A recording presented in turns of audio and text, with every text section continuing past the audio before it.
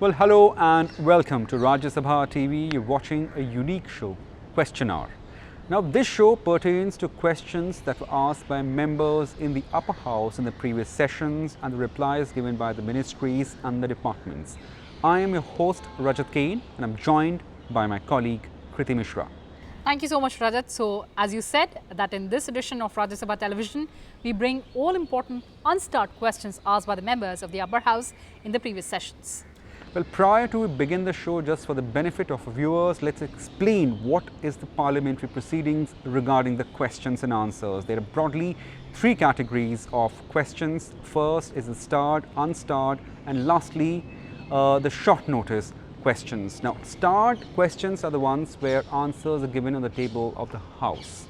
And unstarred are those questions of which answers are given by the government in written format. And this show will focus on all important unstarred questions. Well, Kriti, let's begin the show.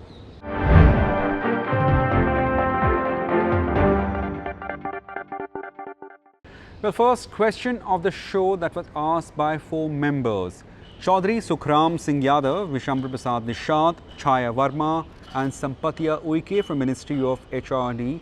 The members asked whether the government is pushing towards imparting skill developing training to students along with education at the school level itself so they are capable of self-employment, and what are the details of courses being run in the school along with education by which students are passing out as a skilled person, and lastly, what are the steps taken for the skill development based education at school level during last 5 years.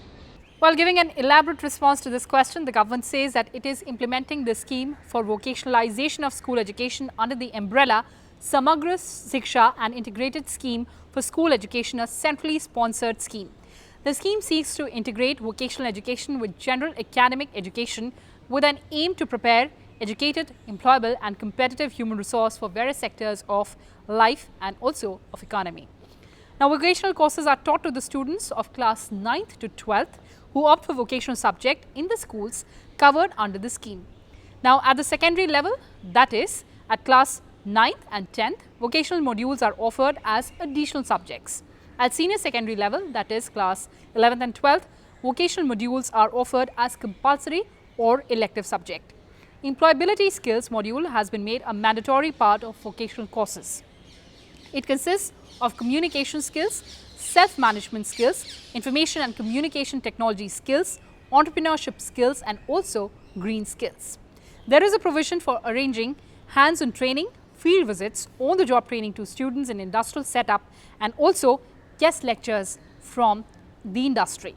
The scheme covers various sectors like agriculture, apparel, home furnishing, automotive, banking, finance, insurance, services, beauty and wellness, construction, electronics and hardware, healthcare, information technology or information technology enabled services, media and entertainment, physical education and sports, plumber, power, retail, private security, telecom, tourism and hospitality, transportation, logistics as well as warehousing.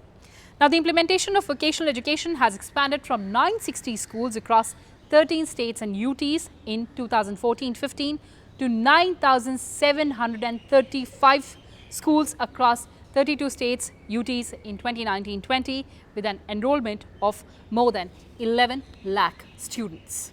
Well, Rajat, the government has given us the mantra of skill, reskill and upskill, and also on the Question Hour show, we were joined by member Sukhram Singh Yadav through virtual platform, and this is what he had to say on government's response to his question, and also he made certain suggestions to the government for expanding the skill infrastructure in the country. Take a look.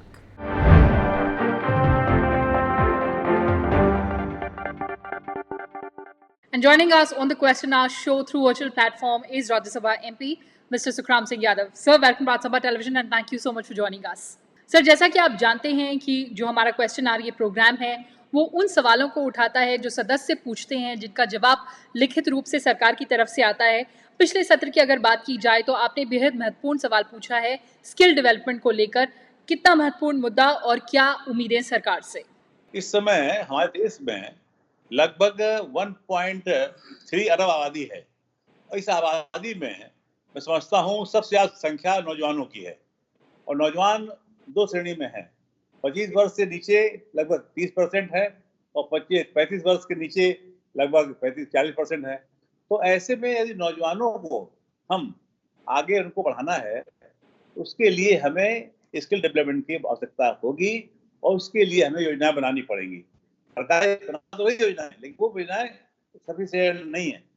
उस योजनाएं और योजनाएं बननी चाहिए ताकि हमारे नौजवान उस योजनाओं का लाभ उठा करके इस देश में ऐसी व्यवस्था पैदा कर देंगे ताकि हमारा देश समृद्ध हो जाएगा और उसके लिए बहुत जरूरी है नौजवानों को आगे बढ़ाना। जी बिल्कुल, आपने ठीक कहा सर। लेकिन अगर हम सरकार के जो जवाब है, जो उत्तर दिया है, उस पर अगर हम ध्यान दें तो किस तरह से वोकेशनल ट्रेनिंग, स्किल डेवलपमेंट की बात कही है और साथ ही साथ जो स्किल इंडिया मिशन की भी बात कही है। देखिए, इनके पास अभी जो इन्होंने बनाई योजना बनाई कौशल विकास के द्वारा, कौशल विकास बना करके काफी काम किया इन्होंने, लेकिन कौशल विकास योजना से ही काम नहीं चलेगा, और भी कई योजना बनानी पड़ेंगी ताकि अच्छा दूसरा स्थिति और खराब हो गई है हमारे देश की। अब जब से ये आपका कोविड-19 आ गया, तब से और समस्या पैदा हो रही। इससे निपटने के लिए नौजवानों को काम देना पड़ेगा, नौजवानों का स्किल डेवलपमेंट करना पड़ेगा। यदि ऐसा हम नहीं कर पाएंगे तो हम और पीछे चले जाएंगे और नौजवान भी भ्रमित हो जाएगा। तो क्या सुझाव हैं सुखराम जी आपके सरकार को? देखिए, मेरा सुझाव यही है, सबसे पहला काम ये है, पहले तो हम इस समस्या से निपट रहे हैं, इससे कोविड-19 से। इससे निपटने के बाद में पहला काम होना चाहिए, नौजवानों को प्रोत्साहन देने का काम होना चाहिए, छोटे-छोटे कुटीर उद्योग लगाने चाहिए, नौजवानों को स्पेशल ट्रेनिंग देनी चाहिए, ताकि ये ट्रेनिंग बच्चों को काम आए और बच्चों को तुरंत रोजगार मिल जाए। यदि बच्चों को रोजगार तुरंत नहीं मिलेगा, तो नौजवान भटक जाएगा और भटकने का नुकसान ये होगा हमारे देश के लिए कि नौजवान किस दिशा में चला जाएगा, पता नहीं लगेगा। जी, बिल्कुल आपने सही बात की। तो स्किल इंडिया मिशन है, इसके अलावा जो प्रधानमंत्री कौशल योजना है, उसका भी क्रियान्वयन हो रहा है और आप कह रहे हैं कि स्कूली लेवल पर इसको और बढ़ाना चाहिए? मैं यही कह रहा हूँ, शुरुआत में जब बच्चा पढ़ने जाता है, तो प्राइमरी एजुकेशन के ही से शुरू कर देना चाहिए कि आपको क्या इच्छा आपकी है, आपको क्या बनना है, उसके अनुसार ट्रेनिंग शुरू करनी चाहिए।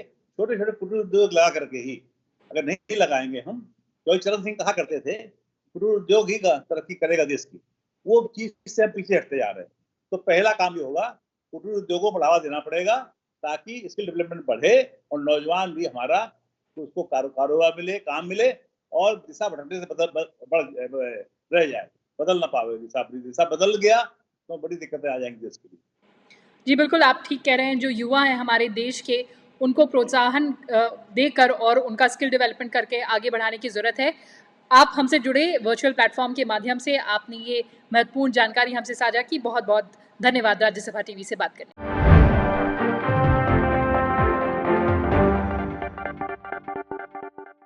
Well, now let's move on to the next question that was asked by member Vijay Pal Singh Tomar, and this question pertains to the Ministry of Ayurveda, Yoga, Naturopathy, Unani Siddha and Homeopathy. And the member asked whether the National Medical Plant Board is implementing any special scheme to increase the availability of herbal plants in the country. Well, replying in affirmative, the ministry said yes to increase the availability of medicinal herbal plants in country. Presently, the National Medicinal Plants Board, or the NMPB, which comes under the aegis of Ministry of Ayush, is implementing following schemes throughout the country. First, Central Sector Scheme on Conservation, Development and Sustainable Management of Medicinal Plants, and second, centrally sponsored scheme of National Ayush Mission, or the NAM. Now, under the above said central sector scheme, the project-based support is provided to state forest departments for conservation and resource augmentation of medicinal herbal plants in the wild forest areas throughout the country. Now, under medicinal plants, component of centrally sponsored scheme of National Ayush Mission, large-scale cultivation of herbal medicinal plants is supported on farmers' land throughout the country, and in this regard, as per the scheme guidelines, financial assistance as subsidies at the rate of 30%, 50% and 75% of the total cost of cultivation is provided to the farmers. The financial assistance is provided through identified implementing agency of concerned state. Now, generally that is state horticulture and state agricultural departments, and based on state annual action plan submitted by the concerned states. Under NAM scheme, which is National Ayush Mission scheme, presently 140 species of medicinal plants are prioritized for cultivation across the country, and to promote farming of these medicinal plants suitable to particular area as per scheme guidelines, the fund is shared at the ratio of 60 to 40 between central and the state government, whereas the ratio changes to 90 to 10 in the northeastern and hilly states, and financed 100% by the central governments in the union territories. Well, moving on to next question that was asked by member Balwinder Singh Bhundar from Ministry of Agriculture and Farmers Welfare. The member asked whether women engaged in agriculture sector in states of Punjab and Haryana are not being paid minimum wages. Responding to this query, the government says that agricultural labour is a scheduled employment under the Minimum Wages Act of 1948. Under the provisions of Minimum Wages Act 1948, both the central and the state governments are appropriate governments to fix, review and revise the minimum wages of the workers employed in the scheduled employment under the respective jurisdictions. Accordingly, the minimum wages fixed by the appropriate government are equally payable both to male and female workers, and the Act does not discriminate on the basis of gender. Now, as per the reports from the Office of Chief Labour Commissioner, central and state governments of Punjab and Haryana, for central sphere and state spheres respectively, no complaints in respect of non-payment of minimum wages to women engaged in agriculture sector have been received in the states of Punjab and Haryana. And also the Office of Chief Labour Commissioner, central and also central sphere and state government in the state sphere are appropriate authorities to conduct inspections to ensure implementation of the provisions of Minimum Wages Act 1948.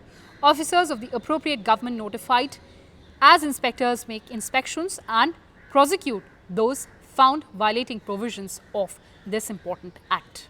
Let's move on to the next question that has been asked by member Anbumani Ramadas, and this question pertains to the Ministry of Coal. And the member has asked whether government is aware of the call made by United Nations Secretary General to close coal-based power plants post-2020 in the recently held Climate Action Summit at United Nations, and if so, the details thereof, and whether there is any action plan to completely close coal-based power plants post-2020. Well, a very important question indeed. In replying, the government said no. Ministry of Power doesn't have any specific information on this. Now, as on 31st October 2019, the total number of coal-based power plants in the country are 177, including 82 plants under private sectors and 95 plants under the public sector, which include 39 under centre and 56 under state sector plants across the country. The generation from conventional sources, that is thermal, hydro and nuclear, of 25 megawatts and above in the country, including imports from Bhutan in the year 2019-20 up to October 2019, is 7,57,946.22 mega units provisional, and generation of renewable energy sources during the year 2019-20 up to October 2019, the provisional figures are 8,57,074.92 MU. The total generation from all sources is 8,43,721.14 MU, and generation from coal-based power plant is 5,65,199.40 MU, that is mega unit, which comes out to be 66.99% of total generation.